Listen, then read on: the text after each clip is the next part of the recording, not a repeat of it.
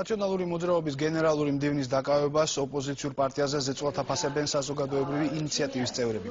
მათი განცხადებით ბრალდებები, რომელიც ვანო მერაბიშვილი და ზურაბ ჭიაბირაშვილი დააკავეს, აბსურდულია იმ ფონზე, როდესაც მმართველი გუნდი წინასაარჩევნო დაპირებებს ვერ ასრულებს.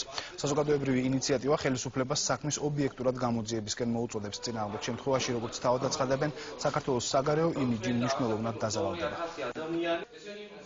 როცა ქვეყანაში აკავებენ ერთ-ერთი ყველაზე ძლიერი ოპოზიციური პარტიის ლიდერს და იმ ფონზე, როცა ქართული ოცნება ვერ ასრულებს წინასაარჩევნო დაპირებებს, ეს ყველაფერი ჩვენ თვლით, რომ არის პირდაპირ ზეწოლა ოპოზიციური პარტიის მიმართ. იმისთვის, რომ ჩვენს ქვეყანას გარკვეული პრობლემები არ შეექმნეს ევროკავშირში ინტეგრაციისთვის, აუცილებელია ამ საქმის რაც შეიძლება მაქსიმალურად სწრაფად და ობიექტურად გამოძიება, არ დარჩეს იმის შეგრძნება, რომ საქართველოში იდევნება განსხვავებული აზრი.